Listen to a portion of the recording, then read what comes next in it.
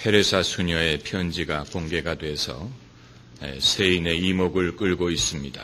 타임지는 최근에 테레사 수녀의 비밀스러운 삶이란 제목으로 생전에 쓴 40여 통의 편지 내용을 공개했는데, 테레사 수녀는 살아있는 성인이라고 추앙을 받았지만 본인은 마음속에 많은 번민, 특별히 신앙적인 고민을 갖고 있었다라고 고백을 했습니다. 특별히 하나님이 계시는 것을 내가 느끼지 못하겠다, 하나님이 계시는 것조차도 의심하는 그러한 내용의 편지가 공개가 돼서 많은 사람들에게 충격을 주었습니다.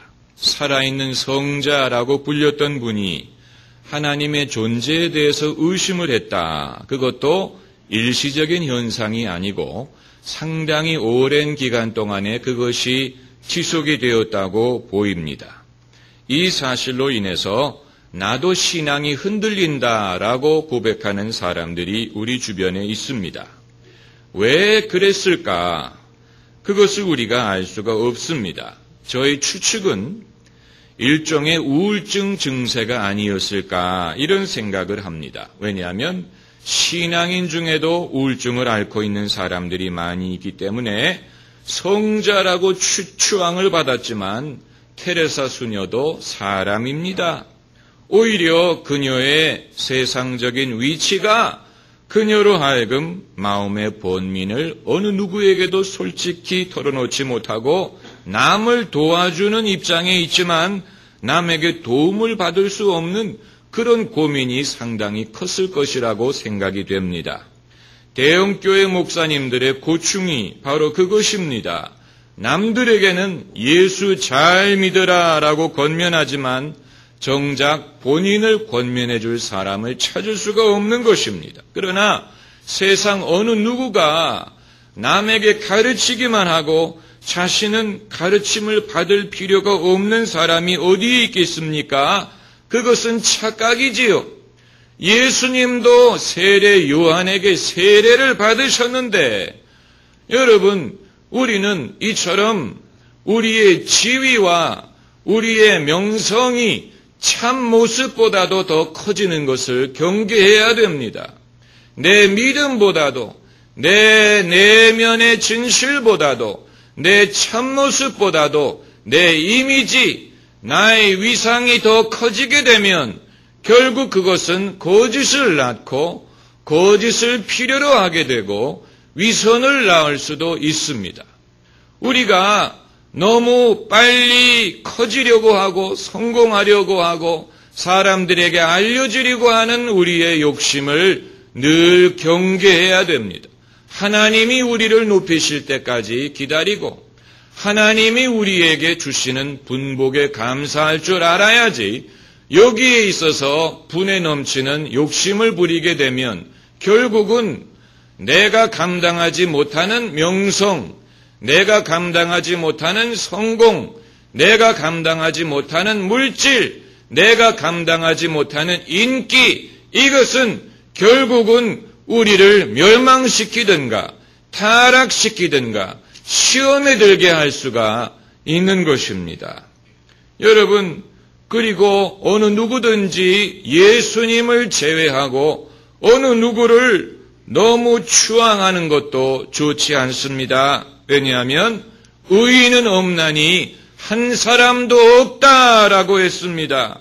테레사 수녀든 캘커타의 거린이든 예수님을 믿음으로 의롭다함을 얻는 것은 마찬가지입니다.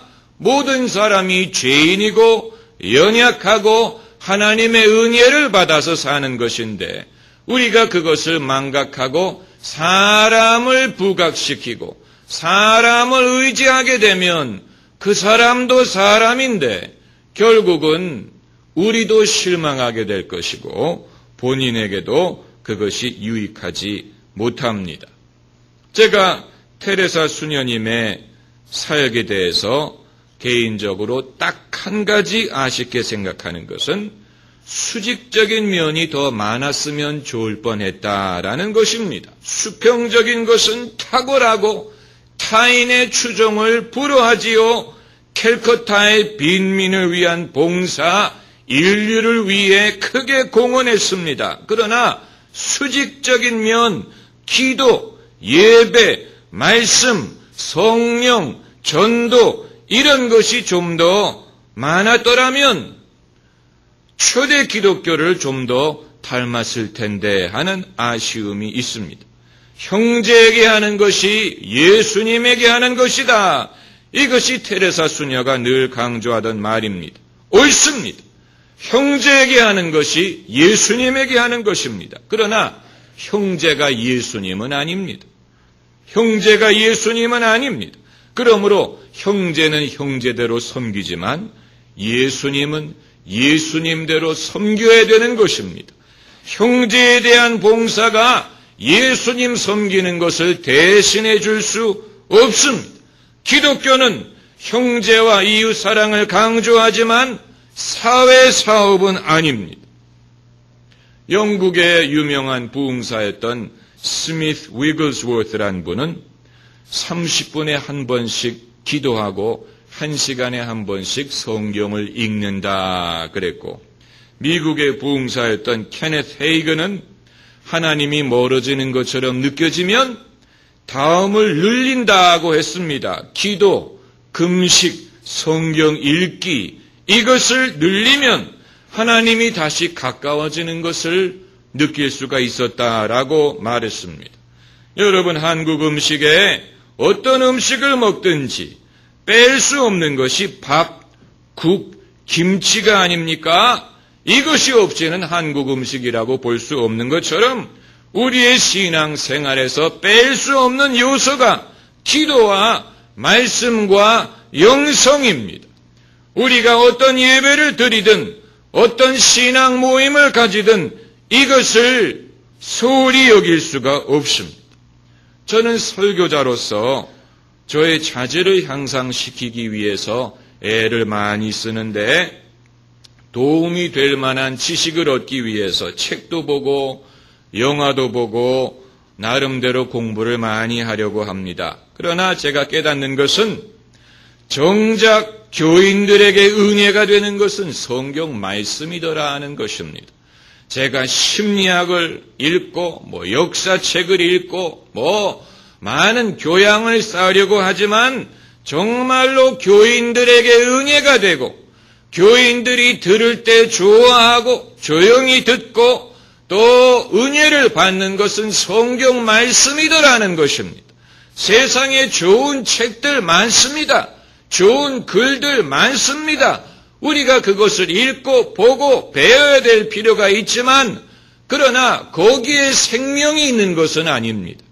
생명은 하나님의 말씀 속에 있습니다.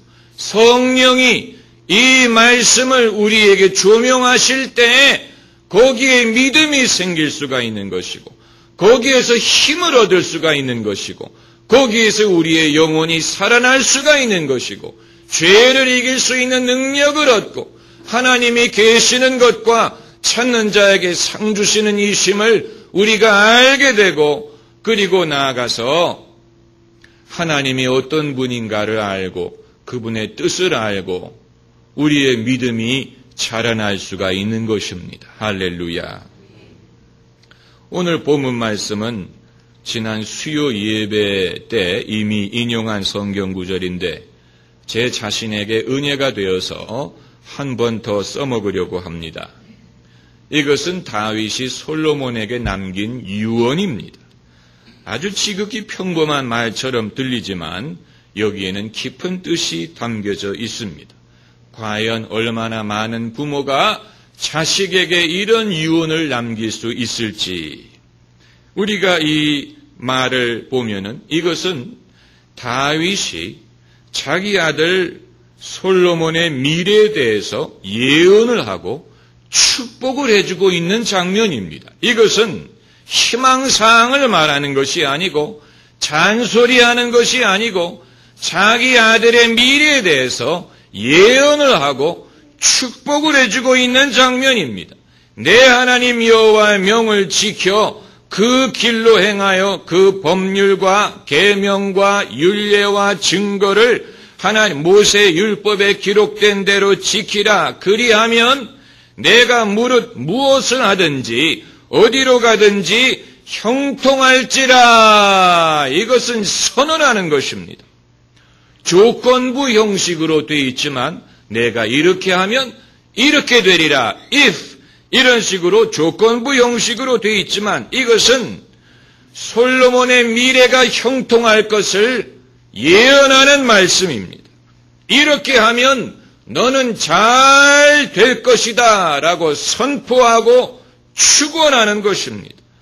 여러분, 믿음의 사람이 아니라면 이런 말을 해줄 수가 없습니다. 자기 자식에게 하는 말이지만 의지로 할 수 있는 말이 아니고 이것은 믿지 않으면, 믿어지지 않으면 이런 말을 할 수가 없습니다.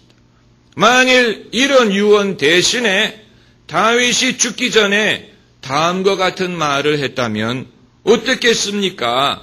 내 아들아, 인생은 힘들다. 내가 살아보니 세상은 공평하지 않더라. 내 뜻대로 되는 것은 하나도 없더라. 부자는 더 부자가 되고 가난한 사람은 더 가난하고 공평하지 않은 것이 인생이더라. 너도 인생에 너무 많은 것을 기대하지 말고 적당히 믿고 적당히 살아라. 이런 식으로 말을 해 주었다면 어떠했겠습니까? 다윗은 소위 팔자가 좋았기 때문에 그가 한 말을 한 게 아닙니다. 다윗은 인생에 많은 시련을 겪어본 사람입니다. 그러나 그의 고생이든 그의 시련이든 아픔이 다윗의 영혼을 어둡게 만들지 못하고 그의 마음을 비관적으로 만들지 않고 그는 죽기 전에 고백할 수 있었던 것입니다.